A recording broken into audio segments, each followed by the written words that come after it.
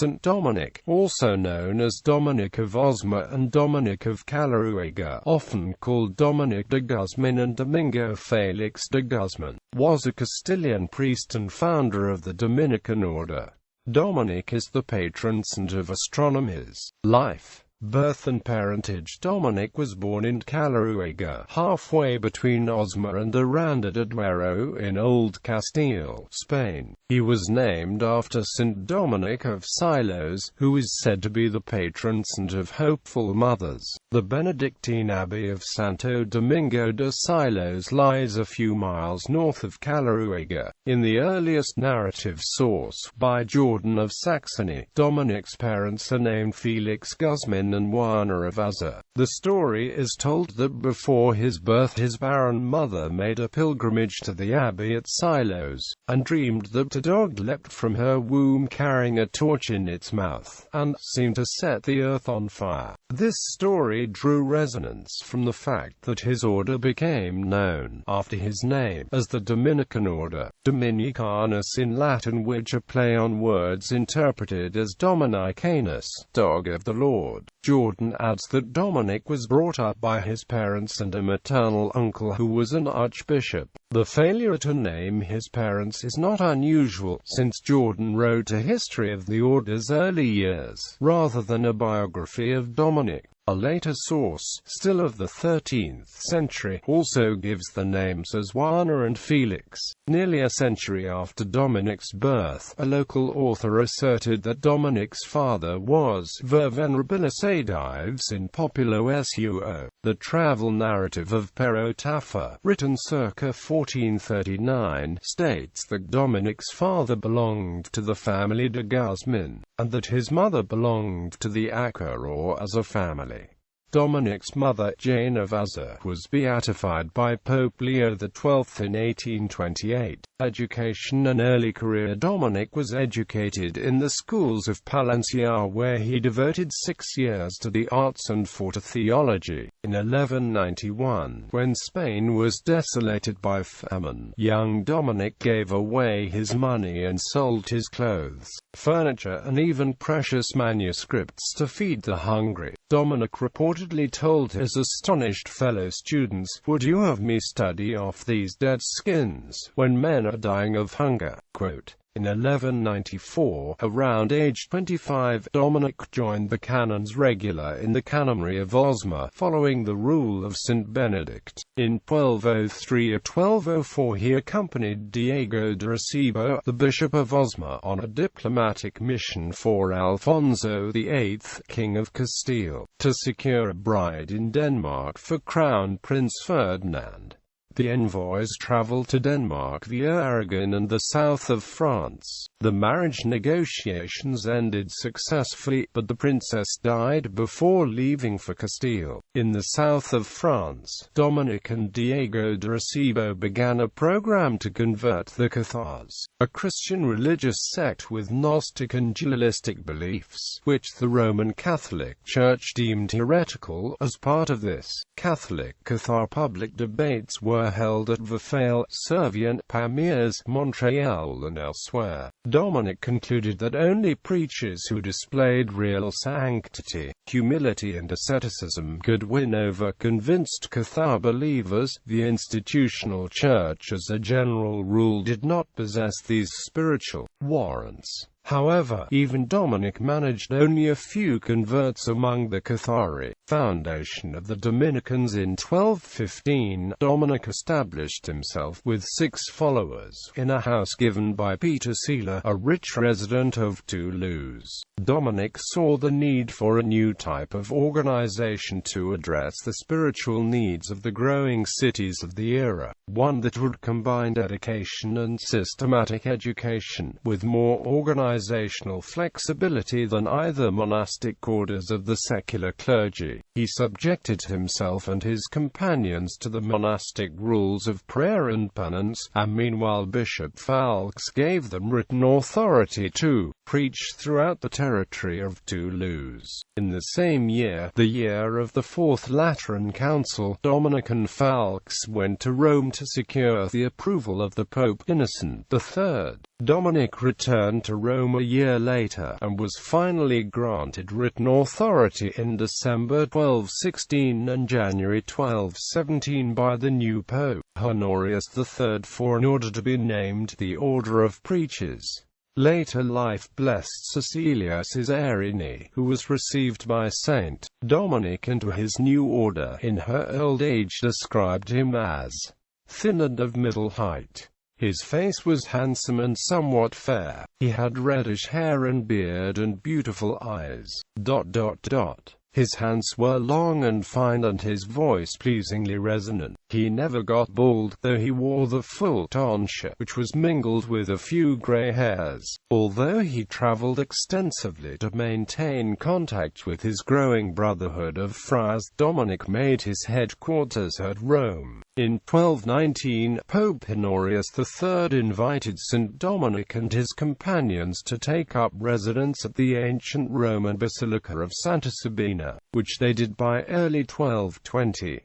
Before that time the friars had only a temporary residence in Rome at the convent of San Sisto Vecchio, which Honorius III had given to Dominic circa 1218, intending it to become a convent for a reformation of nuns at Rome under Dominic's guidance. The official foundation of the Dominican convent at Santa Sabina with its Studium Conventual, the first Dominican studium in Rome, occurred with the legal transfer of property from Pope Honorius III to the Order of Preachers on June 5, 1222, though the Brethren had taken up residence there already in 1220.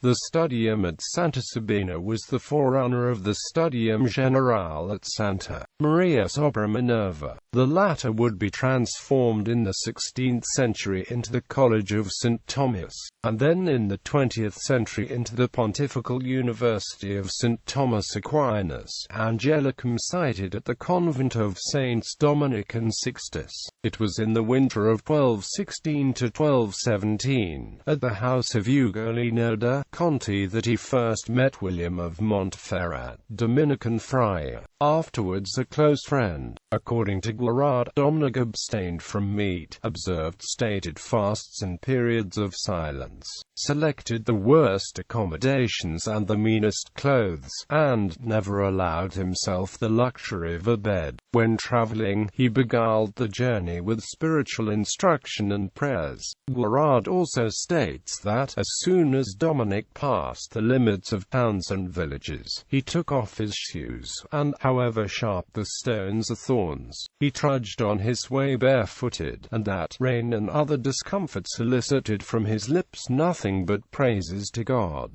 Dominic arrived in Bologna on the 21st of December 1218. A convent was established at the Mascarella church by the blessed Reginald of Orleans. Soon afterwards they had to move to the church of San Nicolo of the Vineyards. Dominic settled in this church and held here the first two general chapters of the order. Dominic died at the age of 51, according to Guarad, exhausted with the austerities and labours of his career. He had reached the convent of St. Nicholas at Bologna, Italy, weary and sick with a fever. Guarad states that Dominic made the monks lay him on some sacking stretched upon the ground, and that the brief time that remained to him was spent in exhorting his followers to have charity, to guard the humility, and to make the treasure out of poverty. He died at noon on the 6th of August 1221. His body was moved to a simple sarcophagus in 1233. Under the authority of Pope Gregory IX, Dominic was canonized in 1234. In 1267 Dominic's remains were moved to the shrine, made by Nicola Pisano and his workshop. Inquisition. What part Dominic personally had in the proceedings of the medieval Inquisition has been disputed for centuries. The historical sources from Dominic's own time period reveal nothing about his involvement in the Inquisition. As one recent historian states, was Dominic the first of the inquisitors? The answer is categorically, by no means. Simple chronology suffices to resolve the problem. Dominic died in 1221, and the office of the Inquisition was not established until 1231 in Lombardy and 1234 in Languedoc. In fact, several early Dominicans did become inquisitors, but later on, the difference between Dominic and some of his early followers would be obscured. For example, in the 15th century, the Spanish Inquisition commissioned the artist Peter Berruguet to depict Dominic presiding at an auto da fe ocute. Thus, the Spanish inquisitors promoted a historical legend for the sake of auto-justification, reacting against the Spanish tribunals. 16th and 17th century Protestant polemicists gladly developed and perpetuated the legend of Dominic the Inquisitor. This image gave German Protestant critics of the Catholic Church an argument against the Dominican order, whose preaching had proven to be a formidable opponent in the lands of the Reformation. As Edward Peters notes in Protestant historiography of the 16th century, a kind of anti-cult of St. Dominic grew up. Thus we see how Dominic the Inquisitor, the invention of Catholic and Protestant polemicists, became one of the most famous figures in the Black Legend. Rosary. The spread of the Rosary, a Marian devotion, is attributed to the preaching of Saint Dominic. The Rosary has for centuries been at the heart of the Dominican order. Pope Pius XI stated, "The Rosary of Mary is the principle and foundation on which the very order of St. Dominic rests for making perfect the life of its members and obtaining the salvation of others." For centuries, Dominicans have been instrumental in spreading the Rosary and emphasizing the Catholic belief in the power of the Rosary. The feast of St. Dominic is celebrated with great pomp and devotion in Malta, in the old city of Birgu and the capital city Valletta. The Dominican order has very strong links with Malta and is a matter of fact. Pope St. Pius V, a Dominican friar himself, aided the Knights of St. John to build the city of Valletta. Bibliography. Bedwell, Guy. St. Dominic, The Grace of the Word. Ignatius Press, 1995. ISBN 0898705312. Bedwell, Guy. The Holy Inquisition. Dominic and the Dominicans. An article from Bedwell, Guy. St. Dominic, The Grace of the Word. Ignatius Press, 1995. Finn, Richard. Dominic and the Order of Preachers. London, Catholic Truth Society. ISBN 9781784691011. Retrieved 20 February 2016. Goergen, Donald J. St. Dominic, The Story of a Preaching Friar. New York, The Parlist Press. ISBN 9780809149544. Guaradan, St. Dominic. Digitized by Google Books 16 August 2007. Duckworth. Full text at archive.org. Francis C. Lenner, ed. St. Dominic. Biographical Documents. Washington, Thomas Press, 1964. Full text. McGonigal, Thomas. Zagano, Phyllis. The Dominican Tradition. Collegeville, MN. The Liturgical Press. ISBN 9780814619117. Pierre Mandonnet, M.H. Vicaire, St. Dominic and His Work. St. Louis, 1948. Full text at Dominican Central. Catholic Encyclopedia. St. Dominic by John B. O'Connor, 1909. Tugwell, Simon. Early Dominicans. Selected Writings. New York, Parlist Press.